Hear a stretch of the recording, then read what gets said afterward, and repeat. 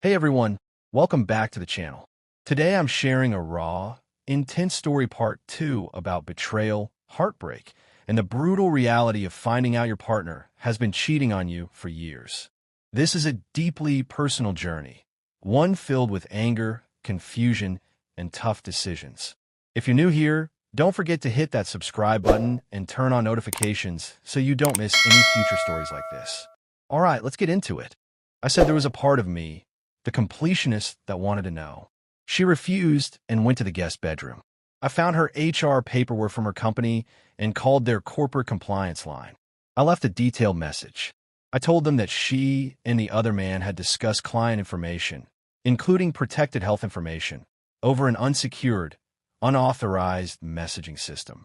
I also informed them that she was his acting supervisor on 2 projects during the period when the inappropriate messages were sent.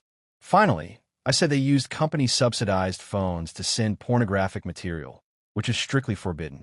I have always seen myself as a peaceful, rational man. This has shattered that part of me. I don't know where all this anger is coming from, and I'm worried about it. Will it ever stop? In the long run, I know I'll have to accept her apology and forgive her. I just don't know if I'm capable of that yet, and that worries me. That evening, I kept notifying family and friends about what was happening in her actions. I called a physician friend and asked for a favor, a checkup and an STD test. He had questions, and I answered them. My eyes grew heavy around 8 p.m. Sunday, D-Day +3, I decided to drive to see the girls. They live about 3 hours away. The younger one is still in college for at least one more semester, thanks 2020.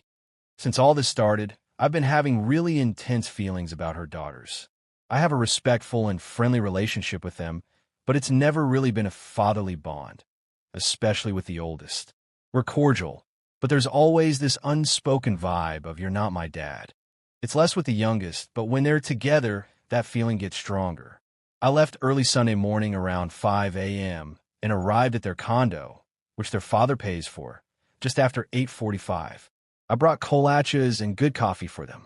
They were immediately worried about their mother before I even said anything.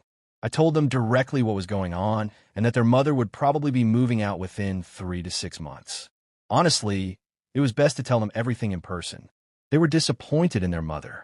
I made it clear that I wasn't there to get them to take sides. They're adults now, and this is a special situation in our family. If they decided not to have a relationship with me, I would be disappointed but also relieved. However, I asked that our relationship, or lack of one, shouldn't affect their relationship with their grandparents, my parents. They both agreed they definitely want to keep in touch with them. I left around 11 and headed home. I stopped at my best friend's house and cried a little. I had essentially helped raise those girls as best as I could. Their father was absent most of their childhood and started another family 6 hours away. My best friend told me I'd drunk enough over the past 72 hours and needed sleep. I crashed at his place that night. I noticed my soon-to-be ex-wife kept blowing up my phone after I left the girl's place. I was too tired and too dark a place to care. Monday, D-Day +4. I got home around 8 a.m. and saw her Porsche was still there. For a moment, I thought she'd Ubered or used Waze to get to the airport. But no, she hadn't left. She was up and had breakfast ready. She asked me to sit and eat with her. I did. She asked how the food tasted, and I said it was like static. I told her I hadn't really tasted or felt anything besides bitterness and anger for the past 5 days. She called in sick to work and didn't go to her quarterly meeting. She tried to talk about how worried she was for me and how much she loved me. She said she got a call from her oldest daughter around noon, who was deeply disturbed by her behavior. I laughed, but it wasn't a funny laugh. It was manic and caught me off guard. I said, "Oh, you love me so much. You've had an affair behind my back for 1.5 years. You love me so much. You slept with another married man. You love me so much. You wasted nearly half of my life." She never gave me a reason why she did it. I told her that, and it made everything worse. I went to the liquor cabinet and pulled out the bottle. The bottle was an 18-year Glenfiddich my grandfather bought for us when we got married. It was our tradition to have a small sip on our anniversary, to remind ourselves that things get better with time and patience. I chugged the rest of it, about a third of the bottle left. I didn't offer her any because she didn't deserve it. I went to the bedroom and pulled down all the pictures of us or her from the walls and placed them on the kitchen table. She had left. My attorney, or rather a paralegal, called to tell me the petition for divorce was ready. I needed to sign it before it could be filed, and my soon-to-be ex-wife would be served within 10 business days. I read it quickly, very buzzed on good scotch, signed it electronically, and sent it. I also got a message from the other man's wife. She reluctantly thanked me for revealing the truth. She didn't want to talk, but said she found texts and videos with other women besides my soon-to-be ex-wife. She kicked him out and planned to see a lawyer soon. They live in California. He's in deep trouble. I listened to music and had a few more drinks. I fell asleep around 4 p.m. I heard her come home around 10 p.m. She saw the pile of pictures that once meant something to us. She started sobbing and begged me to talk. I asked her one question: why? She kept saying she didn't know. I called her terrible names and told her she made so many choices that led to the first text. She started it. I was drunk and loose with my tongue. I laughed at her and started undressing. I said she threw away this, pointing to my body. I'm 6 feet 4 inches, 200 pounds, and up until last week I still jogged and lifted weights 4 times a week for some pot-bellied, weak guy who wouldn't do anything for her. I went to the shower. When I got out, she was naked in bed. She lit candles and begged me to have sex. I turned on my camera and told her to repeat what she said. Thanks to everyone who suggested this, just in case. For some reason, I couldn't get an erection, so I went through with it anyway. I wasn't kind. I put her in uncomfortable positions and was rough. I told her I wanted anal and wanted to hear her beg for it. I recorded everything. Afterwards, I felt so many mixed emotions. I love her, hate her, am indifferent toward her, want her, and don't want anything to do with her. We fell asleep together. I woke up hungover and had a hard time looking at myself in the mirror. Tuesday, D-Day +5. Therapy was a 2.5-hour session. She followed me there, wanted to know what I was doing. I told her I was getting therapy for the emotional trauma of realizing I had wasted most of my life on someone who couldn't even explain why she cheated. I was loud and tearful. My new therapist saw most of the exchange. I called her horrible names and wished her dead. It was an intense session.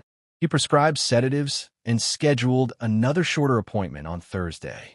We talked about my anger, betrayal, emasculation, and fear of the future.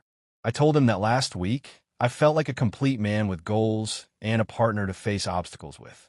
Now, I'm like a ship without a rudder or mast, lost and powerless.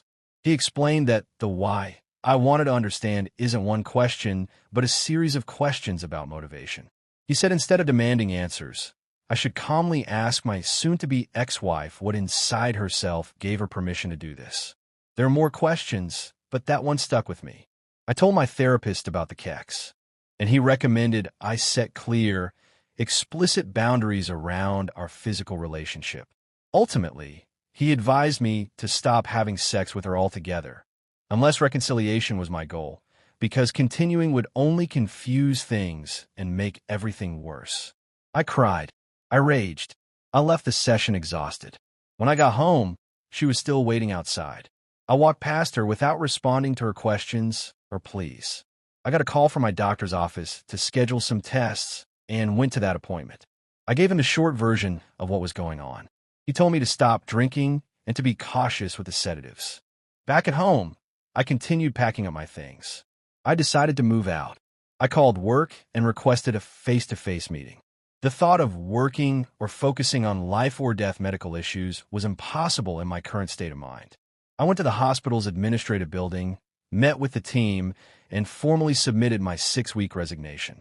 My role is so niche and specialized that 6 weeks is the minimum courtesy. I kept it simple. My soon-to-be ex-wife's actions had created such stress at home that I would be a danger to patients, my colleagues, and myself if I stayed. When I got home with some groceries, it had been about a week since I'd eaten more than a mouthful of food. I'd mostly survived on liquor. I took the advice of both my therapist and doctor, decided to make food, and stopped drinking. She was home, sitting in the dark living room, drinking wine. She had organized the pictures and was looking through them. She was wearing makeup and a date night dress, but her makeup was smudged from crying. She got up and tried to hug me. I gently pushed her away and made a show of pulling out my phone and hitting record. She started crying again. She told me the other man's wife had called her, saying he'd had other women besides her. She said she was such a fool, and every bad name I'd called her was justified. She begged me to consider us. I asked, why bother? You didn't when you betrayed me. I told her I wasn't sorry her lies were uncovered. I thought she was sorry only because she got caught. She was more upset about having to start over than losing any real love for me. I told her she abandoned her love for me, or us, 2 years ago when she made this choice. I kept laying it on. I told her about my call to corporate compliance and the specific rules she'd broken. I didn't yell or raise my voice. I was shaking, but it felt like everything was leaving me all at once. I felt both elated and crushed. When I finished, I put away the groceries and made a small sandwich, then went to bed. She was there again. I pulled out my phone and, with the recorder on, told her what my therapist had said about sex. Keep in mind, in 17 years, I can't remember a single time I refused or declined sex with her. I asked her to leave and sleep in the guest bedroom. She refused. I said fine, then I would sleep there. Wednesday, day 6. I woke up and she was curled up next to me. I quietly moved away and did some light exercises. I've been working on my resume and sending out applications. There's a chance I might be working in Seattle by the end of the year. I love my parents and will miss being just 20 minutes from them, especially as they're getting older. But I can't stay in the city. The idea of running into her after this is over is something I don't want to face. I want to be free, with no reminders of my loss and the compromises I've made. The day was pretty dull, with rain on and off. I met up with my best friend for an early dinner, and we decided not to drink. My attorney said moving away won't affect the financial outcome. I plan to live off my paid time off until the end of October and use my share of our savings to relocate and settle somewhere new. I feel empty a lot of the time. I try to laugh at my friends' jokes, but it's hard. I keep falling into a deep emptiness that pulls at me strongly. I've never seriously thought about ending my life, but lately I've had daydreams about what it would be like if I just weren't here. I'm going to tell my therapist about this tomorrow. I've been watching her through Google, and she's been going to the library and reading relationship books. She got a call from work. I overheard part of it. She has a meeting tomorrow, despite claiming to be sick. She's been in bed a lot these past few nights. I'm so conflicted. I want to feel something, but all I feel is hate and resentment. The only kind of sex I want is sadistic. I'll admit, during the rough sex we had on Monday, I felt almost like I had a runner's high. But afterward, I crashed and was angry at myself. I'm doubting myself a little about not wanting her back. I know she messed up big time, but I don't know if I can forgive or forget. I'm a tangled mess. I told her the ground rules about sex with my phone recording. I made it clear this didn't mean I wanted to reconcile. I said this was probably just hysterical bonding and not healthy. I warned her that I wouldn't be gentle or care about her feelings or needs during it. She was teary-eyed but nodded. She quietly said she deserved it, then rolled over on all fours. Thursday, day 7. I woke up with her spooning me. I lay there for a while and noticed her breathing change. I could feel her looking at me. I asked, without turning around, what her meeting was about. She said it was with HR and that it probably wouldn't be good. I told her she was probably right. She asked if there was anything she could do to make things right or equal again. I said nothing. She offered an open marriage. She wouldn't pursue anyone, but I could. I laughed and said no. I don't trust her. She agreed that was fair. We had this conversation with my back turned because it was easier than looking at her. I get angry when I see her face. I asked what I had done in the marriage to make her so unhappy that she did this. She said I was beyond great. I chuckled bitterly and said that obviously didn't matter. She said it was an adventure for her. She lived for the rush and didn't realize until it was too late how much everyone would get hurt if she got caught. She said confronting me was both a huge relief and unforgettable pain. I got up and made breakfast. I went to therapy and told my therapist about everything. The situation, the sex, my suicidal thoughts. We talked through the process and what I was feeling. He wasn't judgmental. He just wanted to help me understand and process it. The session lasted about an hour, And afterward, I felt that strange calm, like nothing mattered for the moment. Everything just was. When I got home, she was sitting in the living room. She told me she'd been fired for breaching protocol and violating data security rules. I said, well, that's too bad. I exercised and made a nice dinner, and she joined me. We didn't say much. While sitting in the living room, she told me the other man had been fired too. I said good. She said she hadn't contacted him in 5 days. I asked why, since they were both free now. She said I was the only one she wanted. I said no. She had me, all of me, and it still wasn't enough. I told her in nearly 20 years of work and our relationship, I'd been approached and hit on countless times. But I never fell in love or cheated. Now, I'm bitter and angry over the compromises I made. She asked what compromises. I told her I wanted to go to medical school, but chose marriage and stability instead. I didn't want kids, but because she had daughters, I accepted and compromised.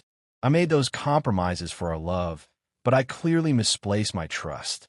I told her if I could go back, I'd tell 26-year-old me to pass her by. She asked again what she could do to bring us back. I told her I'd never compromise for her again. That meant we couldn't have a healthy relationship. I said I would never love her again, and at best, I'd treat her like a sex toy. Otherwise, she wouldn't factor into my plans or thoughts. I told her just a week ago she was the first person I thought of in the morning and the last at night. Now, thinking of her just hurts too much. I'm going to walk away from this now. It feels like it's constantly reminding me of everything, and I just can't keep replaying those things and feelings anymore. I can't thank enough the kind people I've been able to talk to, those who share their pain and stories. It's helped me more than I can say. Overall, this has been a good thing for me to do, but the confusion remains. I don't know if I'll ever be 100% sure about anything with her again. I have bi-weekly appointments with my therapist for the next month, and I'm hoping that will help me find some clarity and peace. Thanks for listening, everyone. This story is far from over, but sometimes sharing our pain is the first step toward healing. If you or someone you know is going through something similar, remember you're not alone. Reach out, talk to someone, and take care of your mental health. Drop a comment if you've been through anything like this. I want to hear your stories and support each other.